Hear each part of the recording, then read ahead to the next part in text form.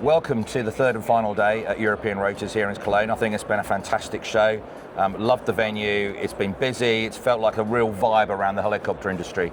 And talking about vibe around the helicopter industry, I'm here with our good friend David Smith again from Robinson Helicopters, who have got I think it's fair to say that as an old brand doing new things over the last 2-3 years especially. And we're sat right next to the mock-up of the R88, so I think that's an obvious place to start. So Dave, how's the R88 going? Oh, it's going great. We've had a great mix of the current 155, 160 deposits we have.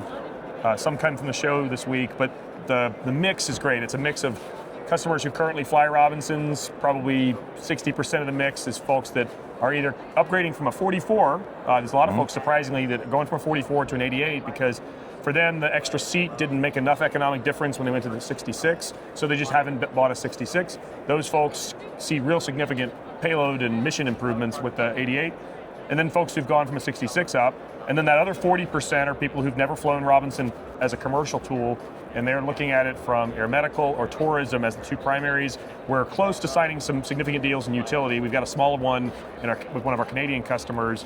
Again, these are folks that have flown other aircraft out in the market. In many cases, they've expressed difficulty with the aging support cost of the fleet, managing product that were built, in the 60s and 70s. And so it's a challenge for them to keep the economics of their business in balance. And that's why they're looking at the 88 as a potential great upgrade in new safety standards and reduction in operating costs. Exactly, and a lot of those aircraft from the 60s and 70s, metal aeroplanes are great because they're metal aeroplanes, but even now there comes a point where the supply chains start to dry up and you can cannibalize as many airframes as you like, but it comes to a point where those pinch point parts actually wear out. I like the fact that I find it very interesting that people are going straight from 44 to 88, and you can absolutely see that. It's a real justification that there's such an increase in capability that the 88 gives over the 44, but you're also, I suppose in some respects, it's gratifying that you're retaining a large percentage of your existing customers who may otherwise have gone R44 into another manufacturer's like twin. Absolutely. Have actually decided to stay with you, with your products and with your ethos and your operating company. They seem like that there's once you operate this way and you have an aircraft that requires less typical maintenance and you have a deeper overhaul cycle, that mindset works for customers. They can plan their fleet around that, and I think this gives them that tool to go into a higher capacity. We have a lot of customers who are taking delivery of aircraft in the 44 and 66 that are in tourism, and their feedback is it's a little difficult because they typically fly someone else's product for the two family type carrying. Hawaii's got a bunch of those types of missions where you need longer legs, you need the full cabin full of 6 passengers or whatever. That setup now is going to go to the 88, and it will blend better with their 44 and 66 fleet. So we think this is going to be a nice, for folks who love the Robinson economics and model, it's going to be a huge step for them. Now, we and you both have quite a lot to say about eVTOL on certain social media channels. And one of the things that strikes me about the R88 and continues to strike me about the R88 is a lot of those eVTOL, first generation eVTOL designs that we're seeing approaching maturity. They're in flight tests. There's still a certification journey for those people to take. Is the fact that I'm going to take a pilot, I'm going to take a family of 4, but I'm not taking their luggage in an eVTOL. Where's it going? You haven't got the payload, you haven't got the space. Whereas the R88, you've got the pilot, you've got a family of 4. They can bring the butler and their luggage. That's it. Because you've got a proper flying truck. No sacrifice. I think that's really important. So the 88 is exciting. What's the next big event for the R88 in terms of going forward? Early in the year, we expect that the drive system test stand arrives, and it's already been commissioned at our vendor, and they're building it up, testing it. They basically are building it in 3 pieces that can be integrated together to drive all the gearboxes together end to end, or it can be done separately so you can run individual endurance tests. So that comes to the facility, it gets installed, all the foundations laid, all the sort of infrastructure's in place. They just need to get the physical hardware now. Once that's in place, then the gearbox goes into a test cycle. We'll expect that's in the early part of the year. That feeds the ground run and then ultimately the flight. In parallel to that, we've got critical things like we're building up the first sets of blades, we're building up the full cabin for both the Ironbird and the first ground and flight vehicles. So there's a lot of airframe parts that are already fabricated. We're really, at this point, it's literally just execution on building up the first cabins. In fact, one of the things we're debating is how long the mock-up becomes until it gets replaced by the full structural cabin. This mock-up needs to be in like 4 places at the same time next year. Yeah. So we may end up building another cabin so that we can show customers the real metal that builds it and the fiberglass and carbon fiber parts that make it what it really will be. If you build it, they will come. That's right. And ultimately, these are great payoffs because just giving this has obviously yielded a lot of customer interest and deposits. But we think by having one regionally deployed in key locations, Brazil, Australia, Europe, then you'll start to really move the needle on how they plan missionization too, because that's the next stage too, of how customers can integrate all the more critical EMS hardware, a lot of the things that make the aircraft useful in the market, you know. And I think that's for me particularly interesting is the potential for this to be a genuine single engine EMS machine, given the payload and given the space and given the load bay. Right. And for me, I think is this the aircraft that's finally going to break that paradigm? We believe so, and I think in Europe, this is one of the arguments that we've made is that if you look at all of the accident causes in the fleet, engine failure is down the list. It's definitely not in the top 5, and one of the things that we want to go after is the restrictions that limit it here, I think are misguided, because how many lives could you save if you had better coverage of air medical services, more helicopters across the continent? Exactly. And ultimately, you might even have lower cost of training, so better pilot supply that, again, feeds into the channel of more available capacity for life-saving work. And so we think this is a unlock for Europe. And since we feature a European engine and we've got a lot of European work and customers that do commercial work today with singles, we know it's possible, we know it's safe. The main thing is getting the regulatory world to adapt. And I think we've spoken about the R88, but the R66 remains a pivotal machine for your company. Yep.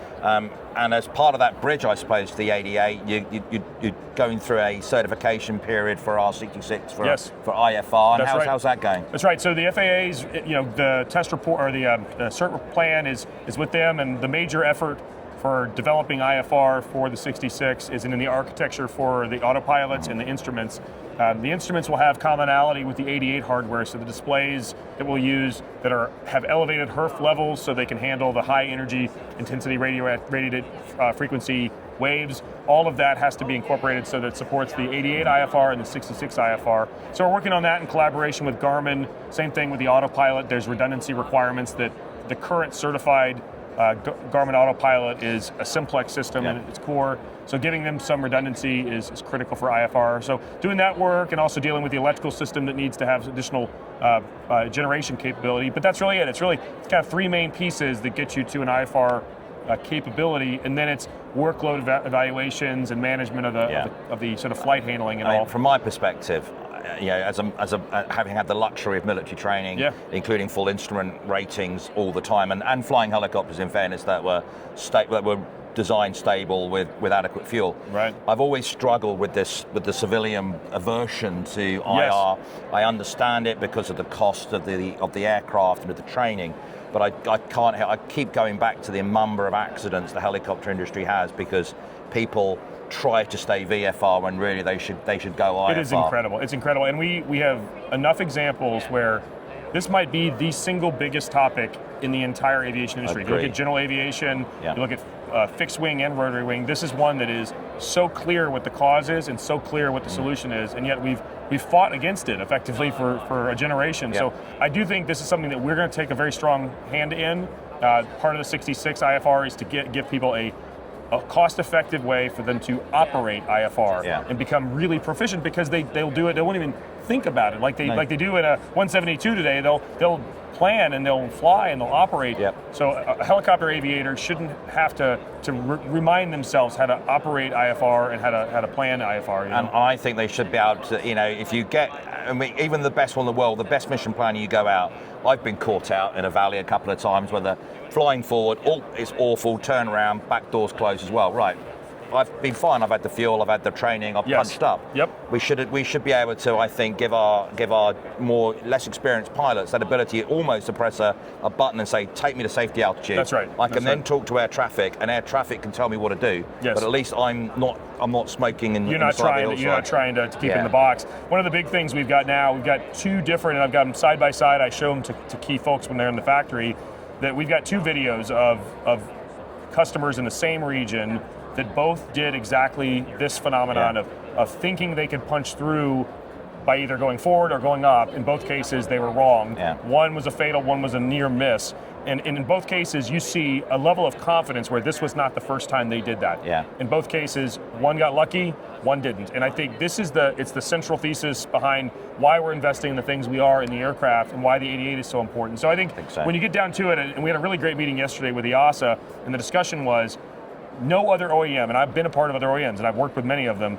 You go down the list, we are laser focused on the number 1, number 2, number 3 causes, and we signed an agreement this week with Lake Fusion Technologies, and they very good friends of mine. That's Thomas. Right, exactly. Great, good friend of mine, great aircraft product, and again, it goes after the number 2 and number 3 of CFIT and wire in particular. Those two things, we had 69 fatal crashes in the last 20 years that were CFIT or wire strikes. Yeah. 38 of those were wire strikes. So when you think about 38 wire strikes, that's like over 20 years, that's like 2 a year. Yep. And this last year, and actually just the last couple weeks, we had one in South Africa, and then earlier in the year we had another one in South Africa. And these are typically impacts with trees, and they're good aviators, but you can think low light, very dark, doing ag work, and so they're in tight performance boxes trying to operate the aircraft outside of, trying to not overspray or not impact somebody else's property.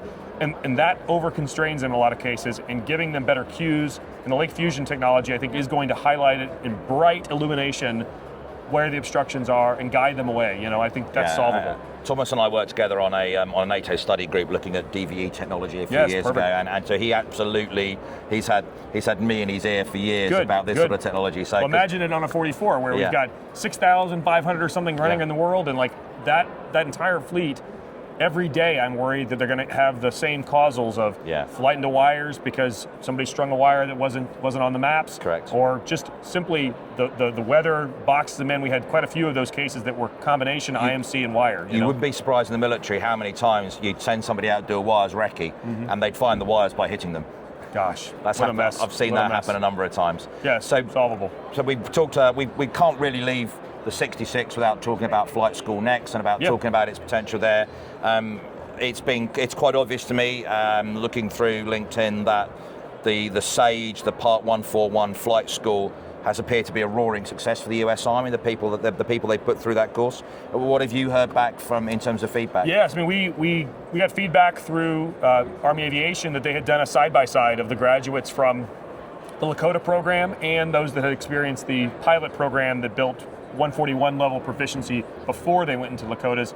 And the aviators were evaluated on the fundamentals of flight management and performance management and management of the aircraft in their curriculum. And it was 100% in favor of those that went through the pilot program. So the SAGE program and what Randy and the guys at Helicopter Institute have done has been exceptional. And it did it in such a seamless fashion, both with getting them aircraft quickly, getting them operational quickly. Since April, they've run basically every single day, multiple flights, driving. Now they're over 2,000 hours running with really no issues. And again, that was not even with significant lead time to prep the pilots. So when flight school next comes, we'll have quite a bit of time to prep the instructor pilots, get them really functional, proficient, ready. The maintainers will be prepped and trained to turn the aircraft faster on 100-hour inspections. All that's going to make the choreography even better for FSN. So we're really confident that the 66 is going to be the best solution for taxpayers, aviators, Army administration, really everybody. So I think for me as an ex-military aviator, the thing that really brought it home to me was seeing on LinkedIn and other social media sites which are available was seeing those big first solo grins on those junior military aviators, because I had catastrophically failed to appreciate they weren't actually getting real solo time on that the was Lakota. A discovery and getting the message out of like how long had that been since they were comfortable operating aircraft by themselves. That's wild to me, Yeah, and it's a confidence thing. That first time you take that airplane off by yourself, and there is nobody else there. Right. There is nobody to ask for advice. It's you. You've got. I think it's fantastic they've got that opportunity. A little bit of cross-country time, a little bit of consolidation of their solo time. It means you're going to get a better product going into Lakota now. Absolutely, no doubt about it. And by the sounds of the feedback, that's definitely the case. And I can't help thinking it's going to make better pilots downstream, regardless of where flight school next goes. Absolutely. Giving the US Army pilots whatever they fly, the opportunity to do some of that solo time in terms of their taking responsibility and their own self-worth as an aviator. You're not an imposter. The moment you've flown that aeroplane solo, you're a pilot. That's right. Regardless what happens That's next. exactly right. Exactly right. And I think it gives hope too that long term these things actually build the industry in a better way. If you think back to all the things that after the Vietnam War in the U.S., many of the aviators were Jet Ranger trained, and they came and left the service after flying Hueys and all that. They came back and they got civil Jet Rangers and put them into service, growing the entire aviation economy around us. I think the opportunity for Robinson to benefit from that in, say, 20, 30 years is all these aviators will have a foundation in Robinson concepts and Robinson performance. So ultimately, we'll be there for them when they finish. And I think that's a nice thing. And with the best one in the world, the Jet Ranger, even the Jet Ranger is not going to last another 30 years. And a lot of these, and all these service industries, these police, these other sort of social functions that currently a lot of ex-Kiowers and everything else have gone into. Yes. Eventually, those aircraft are going to need replacing. Their legislation is going to drive it, if nothing else. 100%. And so having crews come out able to get switch back into a Robinson, whether that's a 66 and 88 or whatever comes 99 next, and 99 or whatever. And beyond. I think that'll be absolutely brilliant. I think you've got your work cut out in the next 12 months. I think it's going to be a very busy month. You may have seen the Navy trainers are in two now. The next two are going down there for that. So it's going to be a race. The Army's got 4. The Navy's about to get their 3rd and 4th. And the Navy has 2 more, so it'll be 6. And then how long before the Army says we want 2 more for the pilot? It's a fun position to be in. Yeah. But those Navy ones are replacing a Jet Ranger, and you think about that. Part of the reason for that is the economics. It's harder and harder to sustain these older aircraft, and so I do think the headwinds for older aircraft are growing. We're here to benefit from that, and that's why we have the youngest fleet out in the market. Even though we have product that are out there now 40 years with the R22s, but it's great to be able to be an active production line, high volume, low cost, giving ourselves that advantage. Right. So if I want to buy an R22 now, I can still go and buy a new one. You can. That's the point. I haven't got to go and find something that was maybe built 30 years ago and take it to a shop and get it overhauled. That's exactly right. I'm able to go and buy a new airplane. Brand new. We're building more R22s than we were building 3 years ago, and so we've had really good demand these last couple of years. People doing fleet replacements. Our trade-in program has been very popular, so people sending us older R22s that we can remanufacture into upgraded versions closer to today's standard, and then they buy a new one. And so it's a really neat way to get the fleet gradually pulled up and the age getting younger and younger. So all good. And just remove some of those worry beads from you. That's right. To me, it's like improving it and just latest manufacturing methods. Everything is better. The newer, the standards. We've obviously improved how we run our factory. Keep improving the performance of the product. So it's a nice thing to get it. Give a new one. Well, I think it's the change of the year. It's the changing of the guard. We're opening into 2026. I think it's going to be a really big year for Robinson. I think you've got so much exciting coming down the line with 88, possibilities with flight school next, how 66 is going, great guns. We wish you the very best of luck, and thank you again Appreciate it, Paul. for your time. Thank you, Paul. Pleasure. Take care, yep.